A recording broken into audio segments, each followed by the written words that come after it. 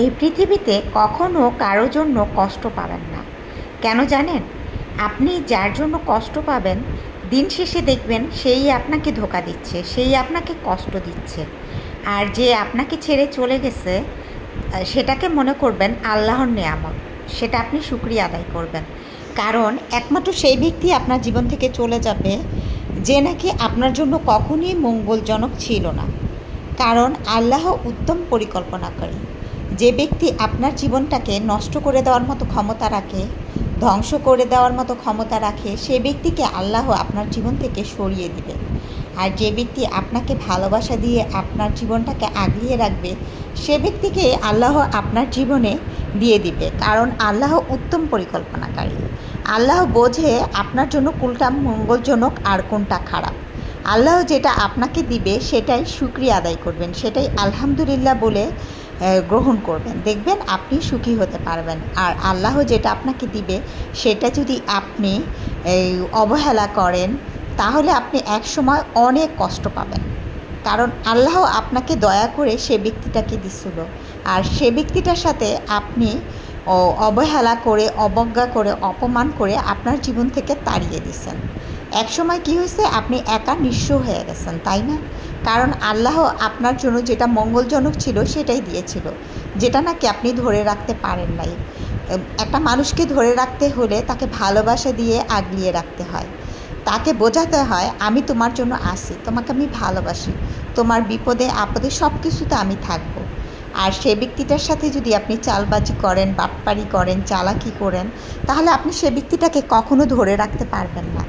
কারণ মানুষ ভালোবাসার কাঙ্গালি, এটা হলো সহজাত প্রবৃত্তি। মানুষ যেখানে ভালোবাসা পায় সেখানেই ছুটে যায়। ভালোবাসা ছাড়া কখনো মানুষ বাঁচতে পারে না। আপনি একটা মানুষকে দিনের পর দিন অবজ্ঞা করবেন, অবহেলা করবেন, মনে করবেন সে ব্যক্তিটা তো আছে, থাক, আমাকে তো ভালোবাসে, সে আমার সাথে থাকবে। ভাই, এটা আপনার ভুল ধারণা, সম্পূর্ণ ভুল ধারণা। একটা মানুষকে যদি আপনি সারা জীবনের জন্য আগলিয়ে রাখতে চান, তাহলে তাকে ভালোবাসা দিয়ে আগলিয়ে রাখতে হবে। তাকে কখনো অবহেলা বা অপমানজনক কথা বলবেন না। আর তাকে যদি আপনি অপমানজনক কথা বলেন, সে ব্যক্তি আপনার সাথে কখনো থাকবে না। কারণ সবাই এই মান সম্মানের পাগল, মনে করে যে সে যদি আমাকে ভালোবাসতো তাহলে সে আমাকে কষ্ট দিত না, সে তো আমাকে ভালোবাসা দিয়ে আগলিয়ে রাখতো, তাই না? এটা একবার যদি কোনো ব্যক্তির মাথায় ঢুকে যায়, তাহলে সে আপনার সাথে কখনো থাকবে না। Today and tomorrow must be আপনার সাথে চলে আসবে। তাই আল্লাহ যে আপনাকে দয়া করে সে ব্যক্তিটা দিয়েছিল, সেটা তো আপনি ধরে রাখতে পারলেন না। তাহলে এতে দোষ কার? এতে দোষ সম্পূর্ণ আপনার, এতে আল্লাহর কোনো দোষ নাই।